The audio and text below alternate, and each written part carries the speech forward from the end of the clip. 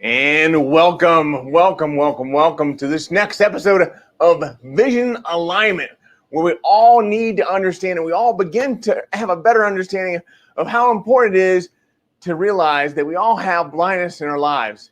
If we can understand our blindness and we can put those blinders on at times and take those blinders off at other times, then we're going to understand how important it is for our core beliefs, our core values, our core strengths to be aligned with our vision. That is very important. And somebody that I'm going to bring on today, he knows all about his vision. He knows all about how having his vision aligned with his core strengths means the world. So having said that, I want to bring on, without any further ado, I want to bring on our guest today, Mr. Brian Ahearn. Hey! Hey, Brian. Good to see you. Oh, it's great seeing you. Thank you for being on. Oh, hey, man, it's my pleasure. I always love talking with you. This is great. So let me ask you, Brian, when is your first recollection of knowing your vision? I think that happened back in 2003 when a coworker innocently gave a video to my boss and I, and it was Robert Cialdini presenting at Stanford University talking about ethical influence. And when I watched the video, for me, the light bulb came on. I thought to myself, holy cow, what he's talking about here, this psychology, it's the underpinning of all sales. It's why certain sales approaches work, why certain ones don't. I was involved in sales training, and I was just really captivated by what he was talking about. And that video, that small interaction with my coworker, not only changed the course of my career, but it changed the course of my life. Awesome. If you want to hear more, stick around.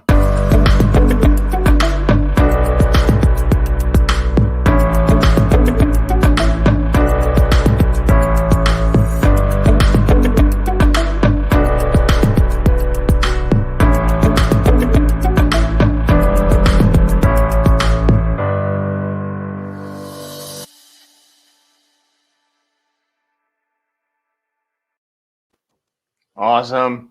Very cool. Great answer. I love it. So Brian, and we'll have some people coming on here in a minute. Actually, there's someone already.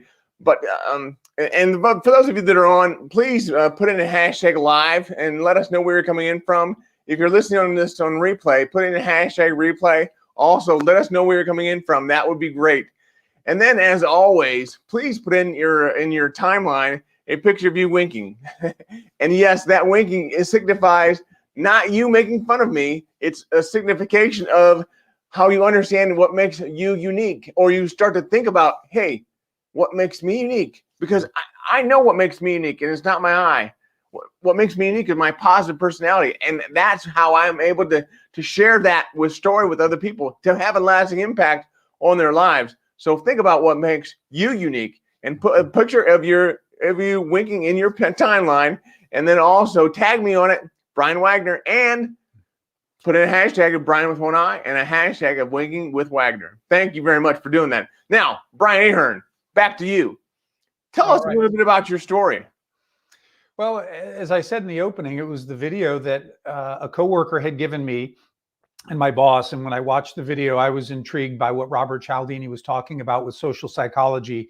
And really for three reasons it resonated with me. First was the fact that everything he was talking about was based on empirical data. It was based on science. I felt confident that if I took what he was talking about and I went out and I used it in my training, that it would make a difference, because the science really clearly showed that it did. As I mentioned earlier, too, I recognized right away it was the underpinning of sales, persuasion, and how we interact with people. And also what really drew me to him was his stance on ethics. He was very clear about non-manipulative ways to interact with people, to get them to take action. And I started using the video in some sales training, and I signed up for Stanford's marketing.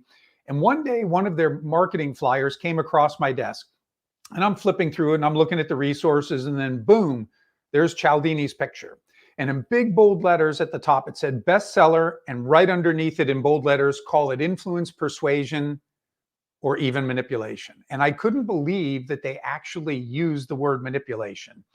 So the moral part of me felt like it needed to be addressed. And so I emailed Stanford. And I basically said this, Brian, I said, I don't know anybody who is looking to become a good manipulator, and I don't know anybody who wants to be manipulated. The word cannot be helping your sales, but it's probably really hurting your sales. I never heard from Stanford, but sometime later my phone rang and it was a representative from Robert Cialdini's office. And she introduced herself and she said, I'm calling to personally thank you on behalf of Dr. Cialdini. You sent an email to Stanford, and because of that email, they're changing the marketing of all of our materials, and we wanted to say thank you.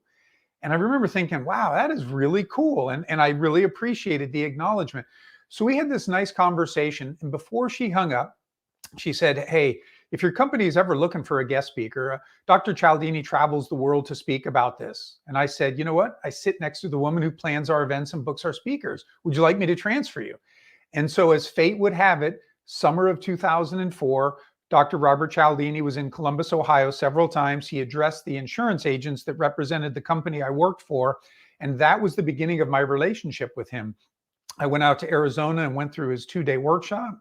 I stayed on my boss for 3 years to try to allow me to go back to get certified so that I could start teaching Cialdini's methodology. And that finally happened in 2008. And I just knew, Brian, that what I wanted to do with the rest of my career was to help people understand this psychology, to put it into practice, to enjoy more success at the office and happiness at home. And that's what I now do full time with my company. Wow. Wow. That is awesome. I mean, that really must have taken some guts to muster up the motivation to do this for Stanford, and then to have someone from his office call you and say thank you. Like, that must be very rewarding. It was, and what I really appreciate about it in hindsight is when people sometimes talk about influence or persuasion and they say, oh, that's just manipulation. That's like the perfect lead in for me. And I can say, you know what, if it was manipulation, I wouldn't be doing what I'm doing. Let me tell you my story.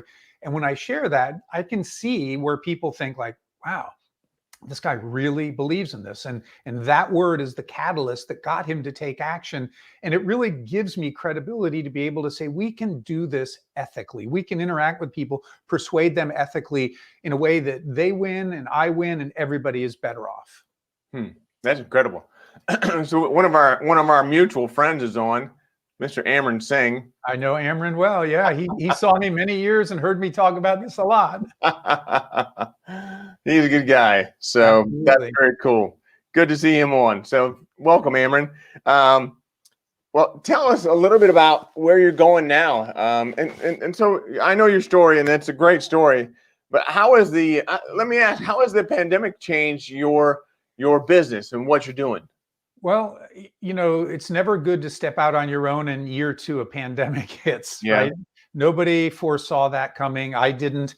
A big part of my plan was to be on the road at conferences, speaking, getting in front of potential further clients. And that all went away in a heartbeat. Boom, it was gone. And I was disappointed. I also had a TED Talk that I was going to do, and the week before the TED Talk was canceled. And I was disappointed. But Brian, I remember thinking, there are so many people who have so much bigger problems to worry about than what I'm going through right now. Right. And I decided that I would learn how to use some online tools like Zoom, started doing a few free trainings so that I could learn it and I could share with people. And then I'm trying to take it to the next level. And so as you and I talked about before we went on air, I put a studio in my home because I know that for the foreseeable future, we're going to be interacting in an online environment. And even when the pandemic passes, this is still going to be a medium that people will be turning to regularly.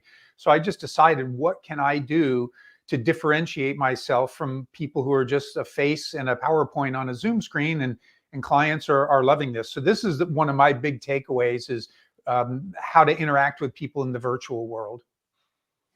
Yeah, that's great. So you've got a lot of stuff going on. You're a busy man, but who helps you to see and your vision, that's clear, but who helps to see your blind spots?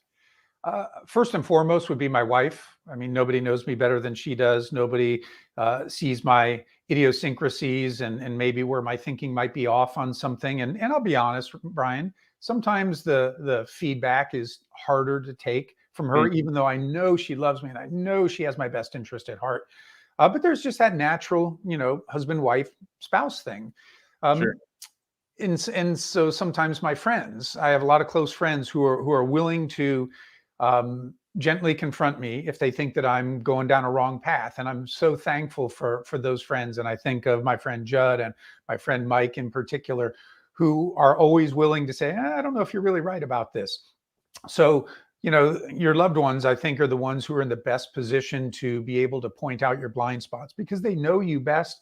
They know what you want, and they can see where you might be off in your thinking, where you just are missing it. Yeah, I think you're right, but at the same time, there are times where you need to have somebody that will give you a hard glove, or the hard truth, if you will. Mm-hmm. So there are times where loved ones, I don't know if they're always suited to do that. So you have other people to help you with that.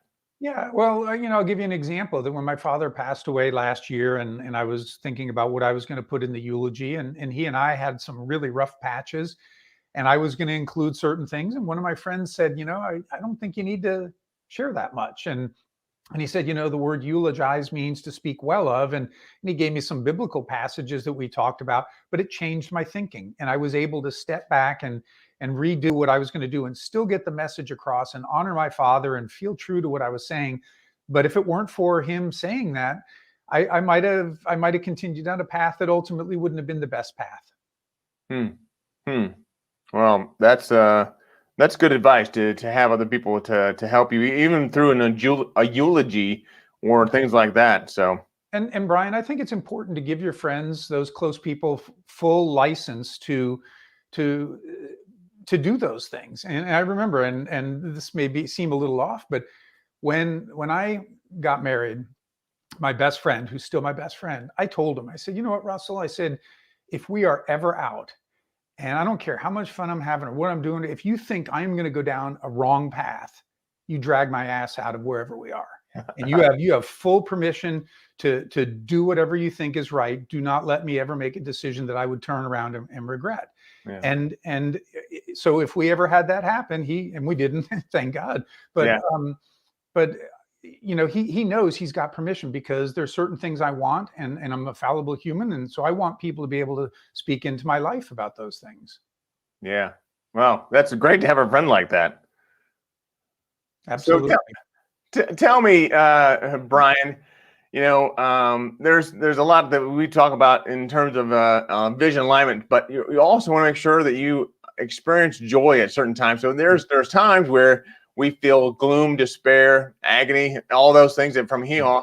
But there's also times that we need to just take a step back and know what makes us joy, or makes us happy. Where we get that. So, what brings you joy?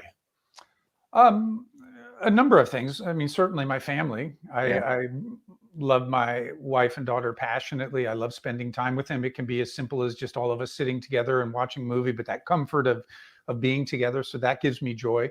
My friends.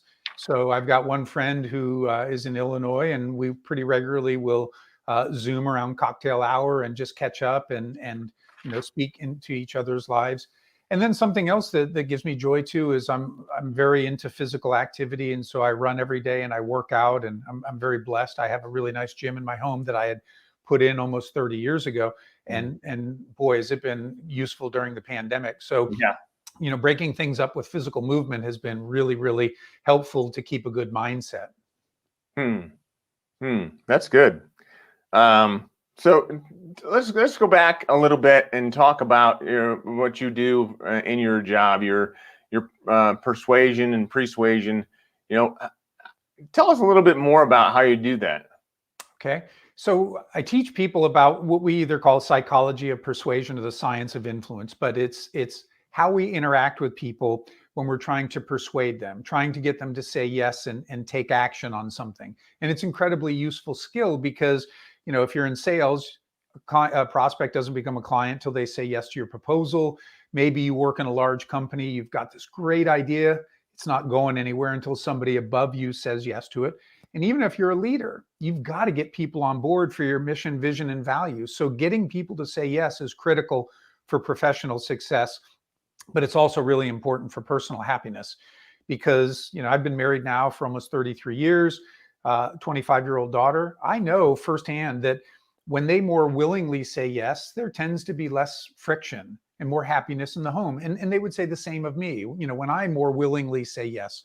So what I do is I teach people about the psychology, these decades of research from behavioral economics and social psychology, and how do you bring that into your communication so that you can, in an ethical way, communicate with people, help them see more clearly the benefits of what you're asking for and say yes. And I do that primarily with corporate clients. I do some consulting and some one-on-one coaching, but it's all my lane very specifically is teaching people about this psychology and then how to implement it into their processes. Wow.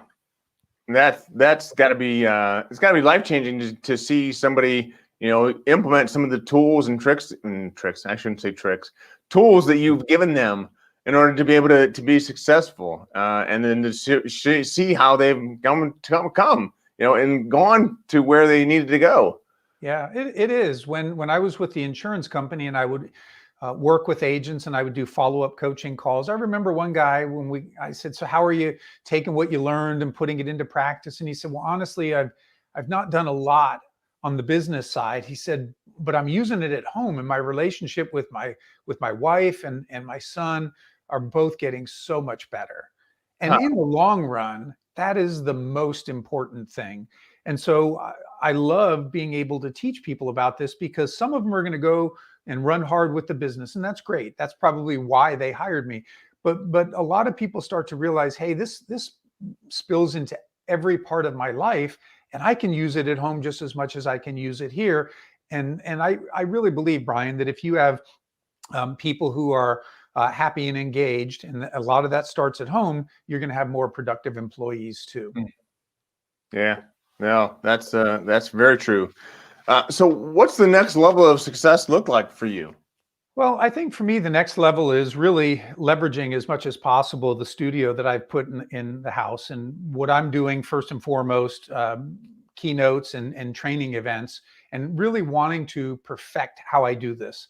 I try to look at this, Brian, like a professional comedian who might play a lot of little venues to get ready for, the HBO special. And by that, I mean, I'm always trying to learn. So I'm trying to learn the space that I have. Right now I'm on a stool, but I can move around and things. And I want to be able to have people say like, wow, that was great. And then I want to, 2 years from now, look back at what I'm doing today and maybe be a little embarrassed and think like, oh my gosh, I can't believe I thought that was good.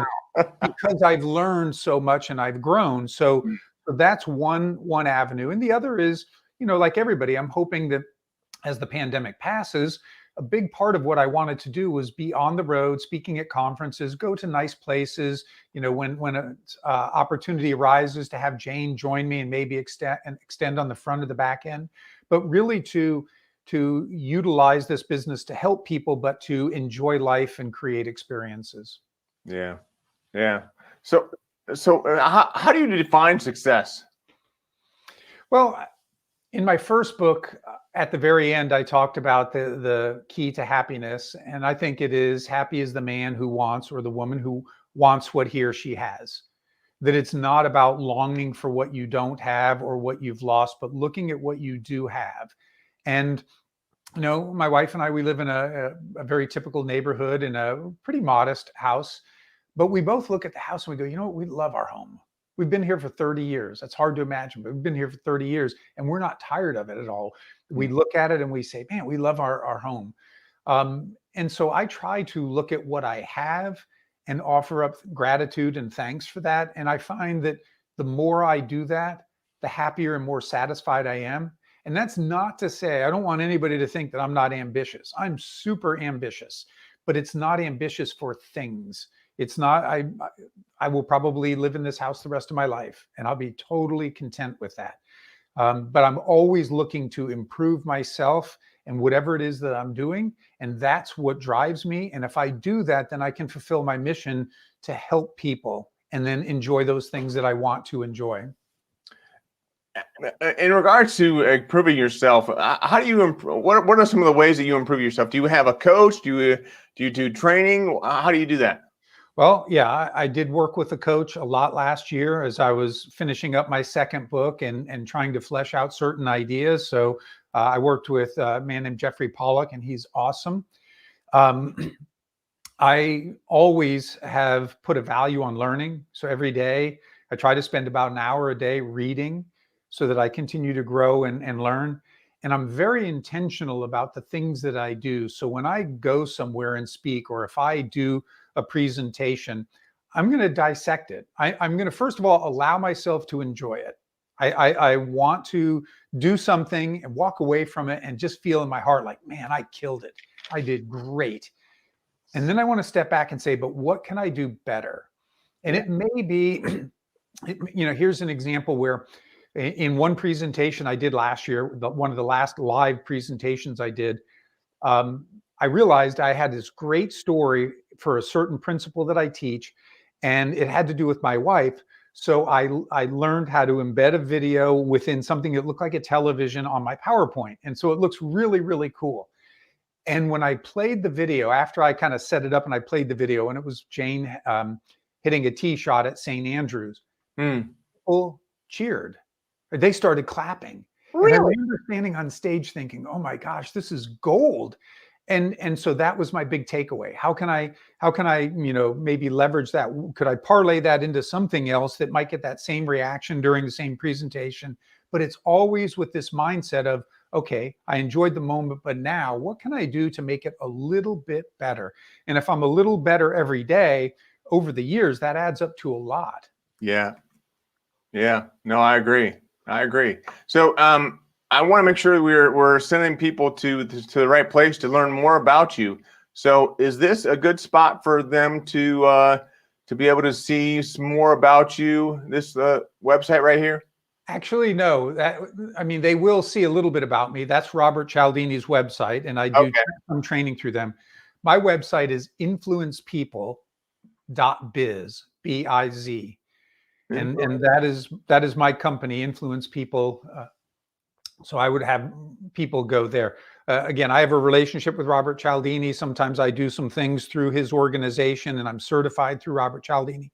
But I do have my own business called Influence People, and then I kind of take the psychology and put my own spin, so to speak, on how do you apply it in sales and coaching and thing. And that's kind of my thing.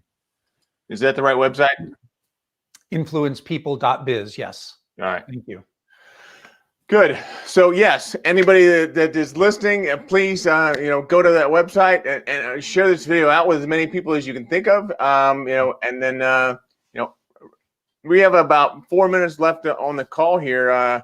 Brian, what else should we be leaving our audience with? Well, I know one of the things we talked about early on was like best advice. And I always default to this. My old high school football coach, I just remember him emphasizing luck is where preparation meets opportunity. Yeah. And until I wrote my first book, I kept attributing it to him. And then somebody pointed out it was the Roman philosopher Seneca who first said it. But that's all right. If I had read it from Seneca, it wouldn't have had the same impact as a teenager and your high school football coach. Right. But I have really lived by that if you want good things to happen, you need to be prepared when the opportunity presents itself. And so I'll use the example. I mentioned I was supposed to do a TED Talk last year, and I practiced that thing probably no less than 250 times, or parts of it. I'm driving in the morning on the treadmill. I'm practicing all the time. And then the week before it gets canceled. Yeah. And again, I had the moment, I let myself feel the disappointment, but I also realized it's going to pay dividends. This will come back to me. And I'm going to see that bear fruit in April when I go to a conference in Florida. And the basis of it will be what I was going to talk about in that talk. So I feel like I'm already ready, and I'm 2 months out from this particular presentation. So it's because I'm prepared. And I would encourage people, whatever it is that you want in life, step back and say, what would I need to do to be prepared for that? And start working at it. So when those opportunities come, you can fully step into them and enjoy the moment because you're ready. Yeah. And in terms of speaking, any speakers that are on this call, if you think that, just getting up and giving a speech that you kind of have a good idea of what you're going to say. It'll be good because it'll just be off the cuff and it'll be real. That's not going to be as good of a speech as if you do what Brian just said and practice. Yeah. Now there'll be a point where you're learning. You'll feel like you're here, and then as you begin to practice, you actually go down here. But then as you continue to practice, you're going to be able to go back up, and you will end up much higher from a proficiency standpoint of your speech and your impact and all that means so much. Brian, I think you would agree with that, right? Absolutely. And the practice is also what gives you the ability to pivot if you need to. So kind of bringing this full circle, you talked about people speaking into my life. I was on a potential sales call with a client, and they asked, well, have you ever done, XYZ? Could you speak to this? And I said, well, here's what I think, and this is how I kind of pulled this stuff all together. Well, unbeknownst to me, my wife was downstairs near the bottom of the stairs. And when we hung up, she said, had you ever talked about that before, or did you prepare for that sales call? I said, well, I had no idea that he was going to ask me if I could speak about this. And she was like, holy cow, I cannot believe that you were able to just pull that all together into an idea that he bought. And of course, that made me feel great because, again, I know she wants me to succeed more than anybody. But that ability to do that only came from intimately knowing my material, from confidently being able to speak and pull together in the moment, like we used to learn in Toastmasters table topics, these different ideas to synthesize into something that he's buying now. He's like, hey, I want you to come and talk about this. That's great. Toastmasters. Are you still in Toastmasters? I'm not. I was involved in it early on when I was working with State Auto Insurance for about 3 years, and then I was on the road a lot doing training and didn't have the time. I went back for a little while so I could practice some things, and then before I left the company, I would go kind of in support of people. But it is an awesome organization. You meet great people, you learn great skills. If anybody's out there and you want to improve your speaking, find a local Toastmasters group and join. Yeah, I definitely agree with that. I'm a Toastmaster. I'm actually a distinguished Toastmaster. I got my DTM last July or June. So yeah, I'm a big fan of Toastmasters. Congrats. Yeah, thank you. It means a lot because there's a lot of time and effort consistently put towards that goal. So absolutely. And I know that State Auto, at least that you have a corporate location for that, or corporate club. Right. I left the company 2 years ago, so I don't know if they still have the group, but they had a group for almost the full 28 years that I had been there that was meeting on a weekly basis. Yeah. Wow. That's awesome. Meeting weekly. Mm-hmm. Very cool. Well, good. Thank you so much for being on here today, Brian. It was my pleasure, Brian. I always enjoy interacting with you, and we haven't been able to see each other as much as we were prior to the pandemic. So this was really a nice opportunity to catch up with you and help your followers. Yeah. So we have so much going on with different interviews and different times where we have people come on. So we're fortunate to have people like you that have given so much of your time to be able to come on and to have these conversations with us. But then there's others that have also come on.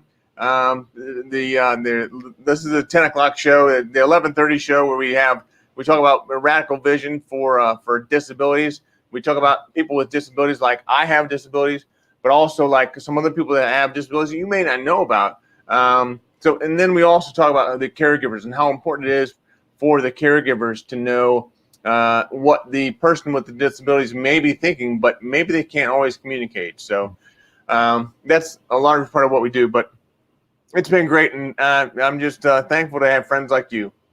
Hey, amen, Brian. It goes both ways. All right. Well, thanks. And I'm going to send you to the green room, and then I'll meet with you afterwards if it's okay. If you can hang out for a little bit. Yep. But I'll close out the show, and we'll go from there. All right. Sounds good. All right. Great. Thanks, Brian. Bye. Wow. Wow. What another great show. I know I always say that, but really, I thought that was a great show because Brian Ahearn was real. He brought what he really is experiencing, what he goes through, and all of that. So I think it's a great way for us to end the week. But then we also have the 11:30 show. So stick around for 11:30. And as always, keep one eye on the road. Oh, let's see, we have some other people that have joined us here with the comments. Dr. Patrice, thank you very much for joining. And thank you. That's awesome. I appreciate that. Keep one eye on the road. Take care.